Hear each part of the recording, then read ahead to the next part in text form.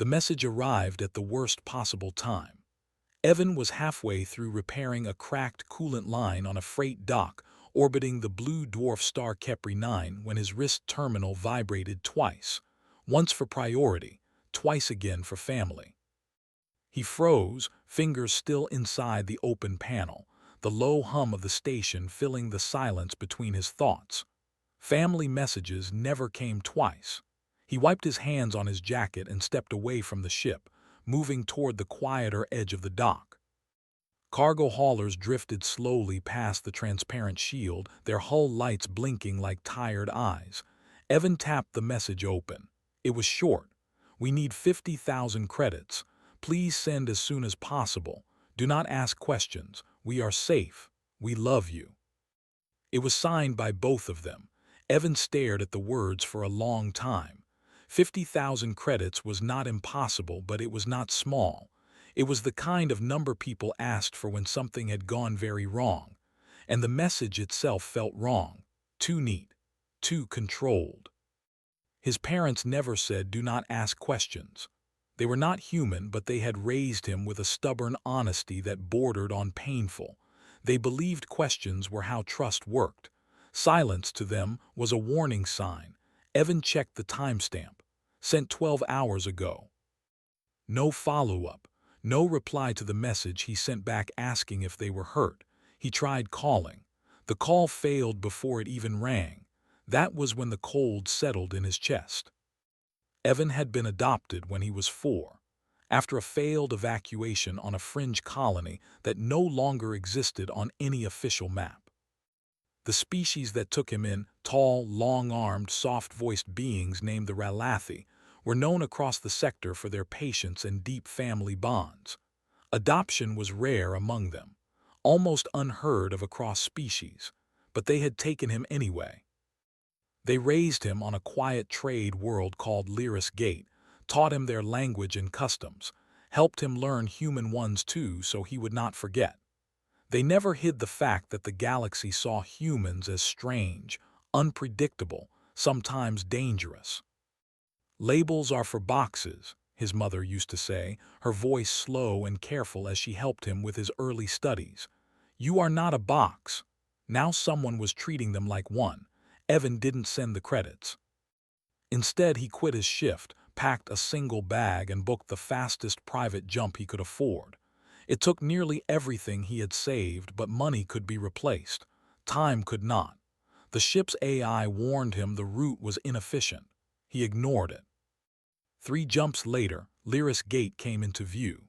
From orbit, the planet looked the same as always.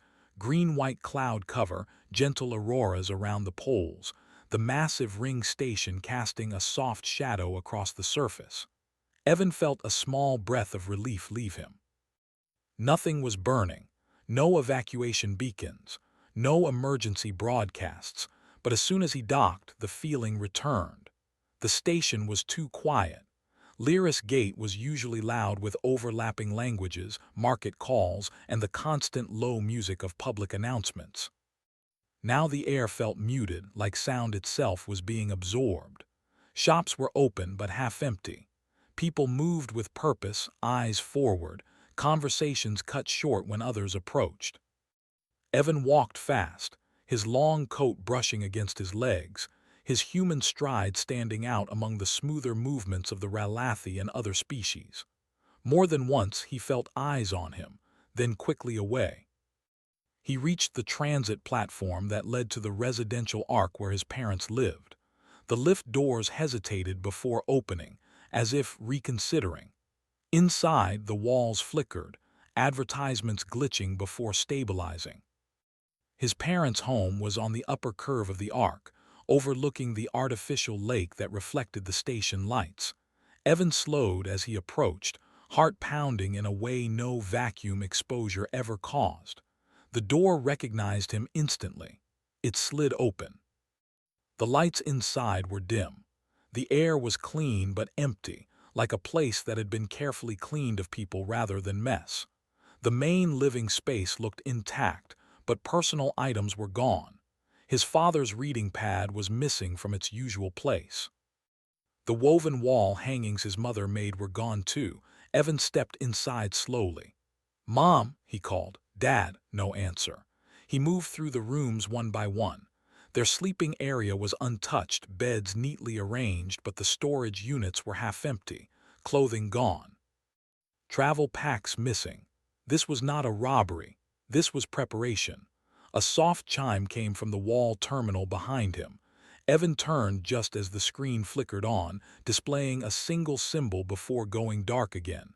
He recognized it instantly. It was a legal mark used by interstellar civil authorities, but not for crimes.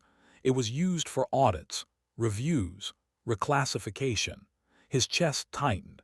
Evan accessed the public registry from his wrist terminal, fingers moving fast. He searched his parents' names.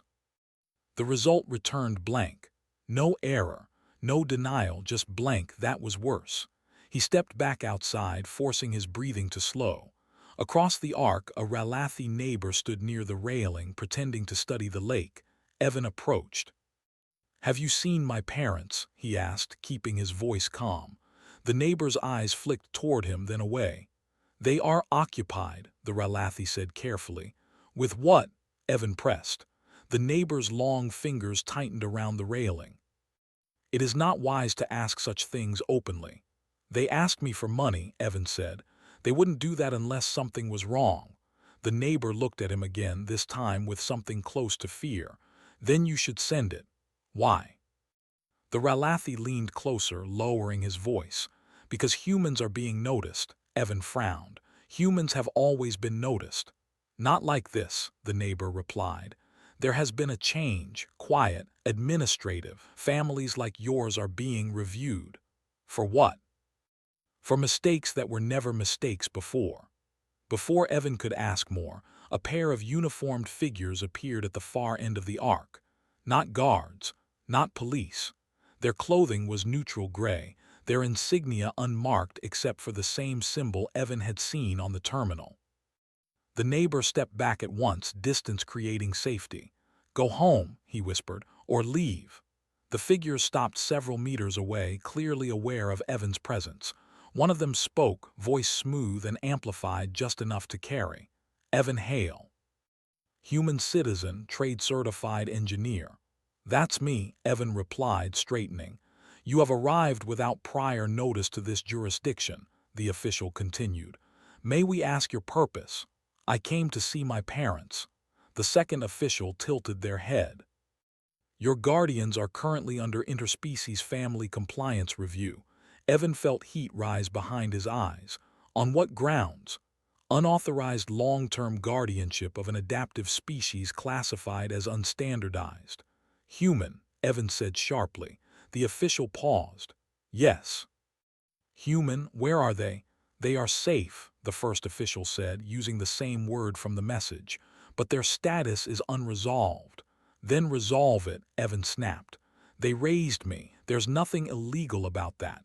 "There was not," the official replied. "Until recently." Evan laughed once, short and sharp. "So you changed the rules and decided to punish people who already followed them." "This is not punishment," the second official said. "It is reassessment." Evan took a step forward.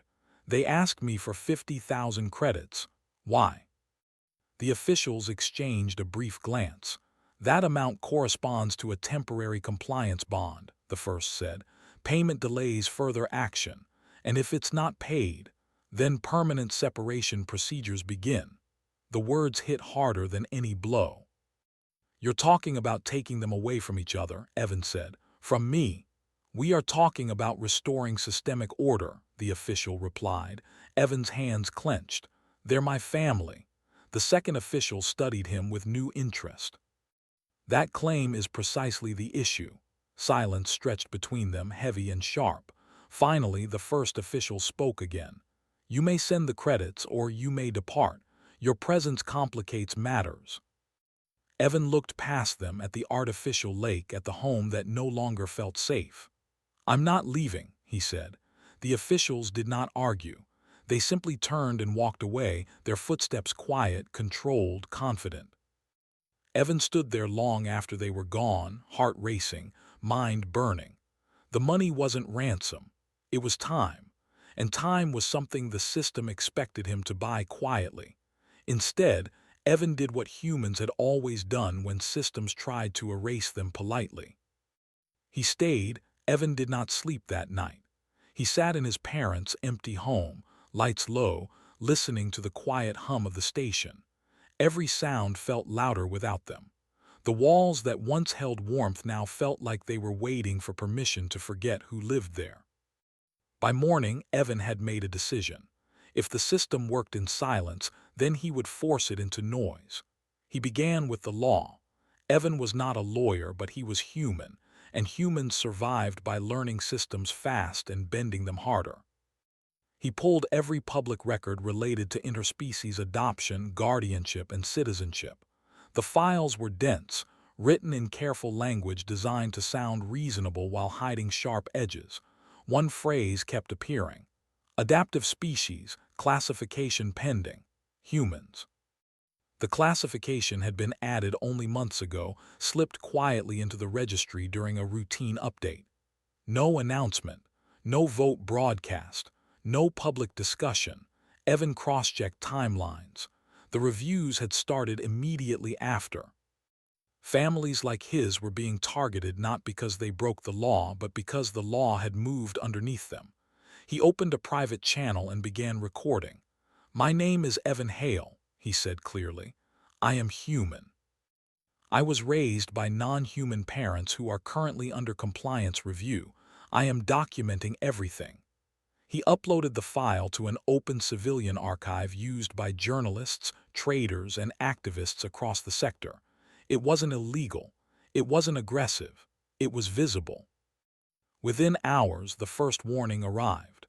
A polite message from station administration reminded him that unauthorized data distribution during active legal proceedings was discouraged. Evan ignored it. He requested a formal hearing. That surprised them. Most families paid the bond. Some left quietly. Others accepted separation, trusting the system's promise of humane outcomes. No one asked to stand in the room and argue. The hearing was scheduled 3 days later. Evan spent those days working nonstop. He translated documents into plain language and posted them publicly. He explained what temporary compliance bond really meant. He showed how reassessment ended with memory edits, relocations, and quiet erasures of family bonds.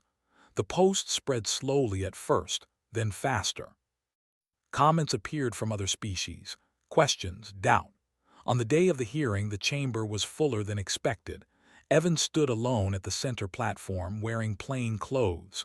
No uniform, no symbols, just himself. Across from him sat the council representatives, 6 figures of different species, their expressions calm, practiced, distant.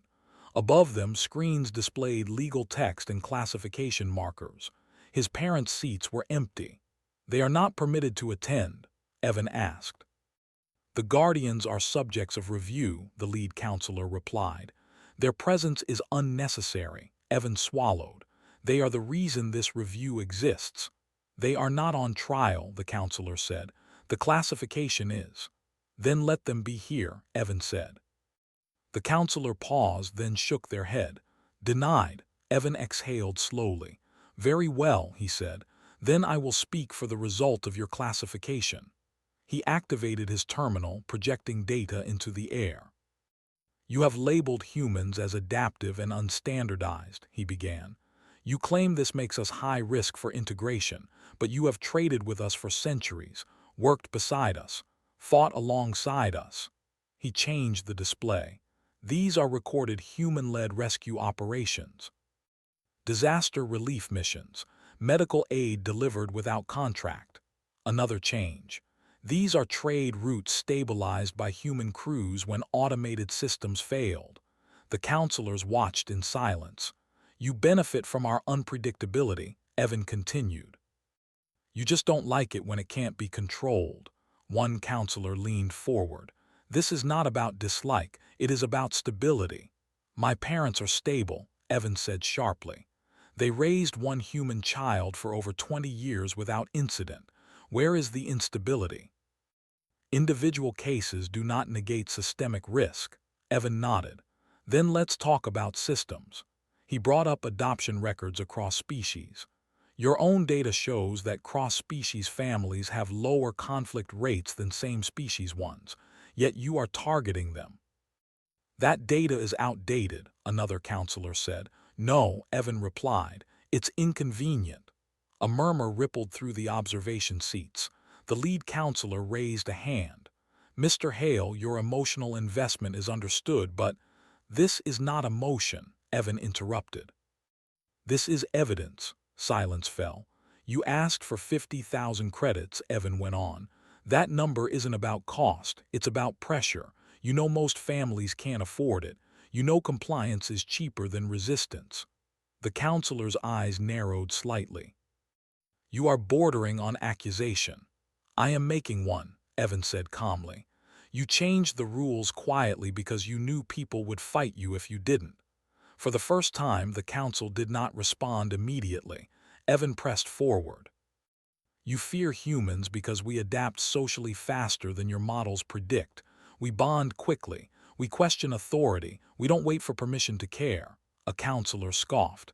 Care is not governance. No, Evan agreed, but it exposes bad governance. The chamber grew louder as observers whispered and transmitted the hearing across private networks. Evan could feel the attention building, like pressure behind a wall. The lead counselor straightened. This hearing concerns classification, not philosophy. Classification is philosophy with paperwork, Evan replied. A pause. Final statements, the counselor said. Evan looked at the empty seats where his parents should have been. My parents did not save me to break your system, he said quietly. They saved me because they could. That is what humans bring into families, not chaos, choice. He lowered his terminal. If you remove humans from families, you will not make the galaxy safer, he finished.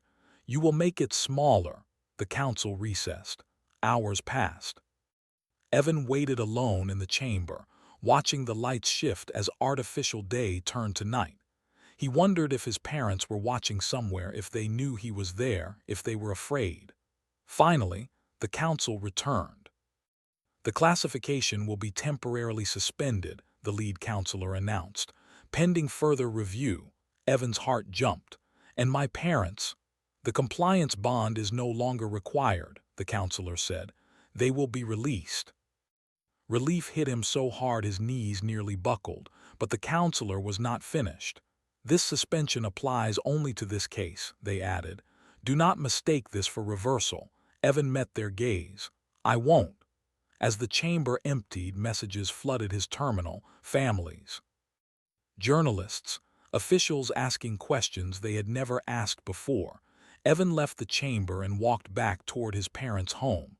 This time, the door opened to voices. His mother stood near the window, her hands trembling.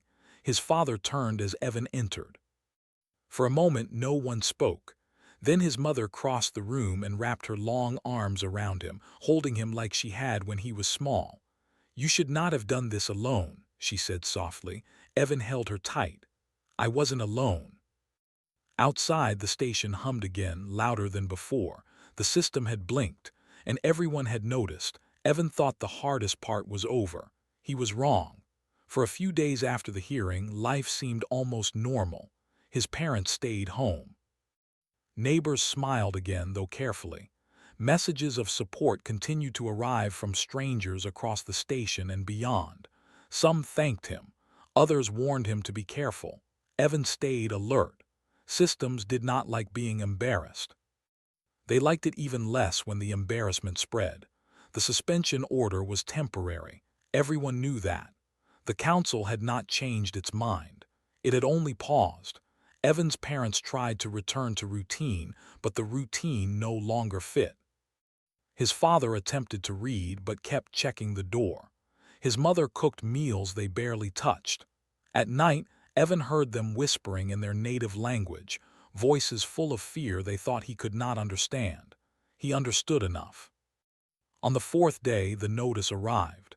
This time it was public. The Interstellar Council announced an emergency summit on adaptive species integration. Humans were named directly. The classification was no longer quiet. It was official. Evan read the notice twice, then a third time. The final line made his stomach drop. Human guardianship cases across all sectors will be reviewed simultaneously for consistency.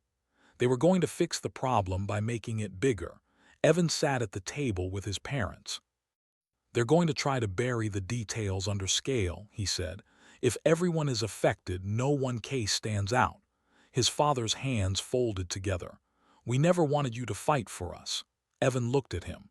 "You never asked me to be quiet either." His mother reached out, placing her hand over Evan's. "What will you do now?" Evan took a slow breath. "What humans always do." He connected to the public archive again, but this time he did not speak alone. Messages poured in faster than he could answer them. Humans raised by non-humans. Non-humans who had adopted humans. Teachers, medics, traders, even officials who could not speak openly but sent data anonymously. Stories. Hundreds of them. Evan organized everything simply. No dramatic language, no threats. Just facts, timelines, outcomes. He showed patterns. He showed harm done politely. The archive crashed twice from traffic. Media channels that once ignored humans now asked for interviews. Evan declined most of them. He did not want to become a symbol. Symbols were easy to remove. Instead, he shared access. He encouraged others to speak for themselves. The summit began 2 weeks later. This time it was broadcast across the galaxy. Evan and his parents watched from their home as representatives from dozens of species filled the council chamber. The mood was tense, defensive. Humans were discussed like whether dangerous, unpredictable, unavoidable. Then the unexpected happened. A non-human official from a distant sector requested the floor. "I was adopted by humans," the official said calmly. "They saved my life during a mining collapse. They broke 3 regulations to do it." A murmur rippled through the chamber. Another speaker followed, then another. Each story was different, but the message was the same. Humans did not fit the models because humans changed the models by being present. When the council finally addressed Evan directly, their tone was different. "You have created instability," the lead counselor said. Evan appeared on screen standing in his parents' living space, his voice steady. "No, I revealed it. You have forced the system to react." "Yes," Evan replied, "because the system was hurting people quietly." The counselor leaned forward. "What do humans want?" Evan did not answer immediately. He looked at his parents, at the home that nearly vanished from his life. "We want what everyone else already claims to value," he said. "Family choice, legal clarity, and the right to belong without being classified as a problem." Silence followed. Then something rare happened. The council asked a question instead of making a statement. "What guarantee do we have that humans will not destabilize interspecies society?" Evan smiled faintly. "None," he said, "and that scares you." A ripple of discomfort spread. "But here is what you do have," Evan continued. "Proof that we stabilize it in ways your systems cannot predict. We respond, we stay. We don't walk away when it's easier." The council recessed again. This time the wait lasted days. Evan's parents worried constantly. Evan barely slept. He knew this was the moment that mattered. Either the council would double down or it would change. When the decision finally came, it was not announced with drama. It was announced with amendments. Humans were removed from the unstandardized category. A new integration framework was established, one that acknowledged adaptive behavior as a strength rather than a risk. Cross-species families were protected retroactively. Compliance bonds were declared invalid. The credits were returned. Evan watched the notice in silence. His mother covered her face with her hands and cried quietly. His father let out a long breath he had been holding for years. Evan felt something loosen inside him. The galaxy did not suddenly love humans. Fear did not disappear, But the rules had changed, and this time they changed in the open. Weeks later, Evan prepared to leave Lyris Gate. He stood at the dock with his parents holding his travel bag. "You could stay," his mother said. "I will visit," Evan replied. "Often." His father placed a hand on Evan's shoulder. "You did more than protect us." Evan shook his head. "I just refused to disappear." As the ship pulled away, Evan looked back at the station, at the place that tried to quietly take his family apart. Across the galaxy, files were still being opened, stories still shared, systems still adjusting. Humanity had not won by force. It had won by showing up, staying visible, and refusing to let love be labeled a threat. And that, Evan knew, was only the beginning.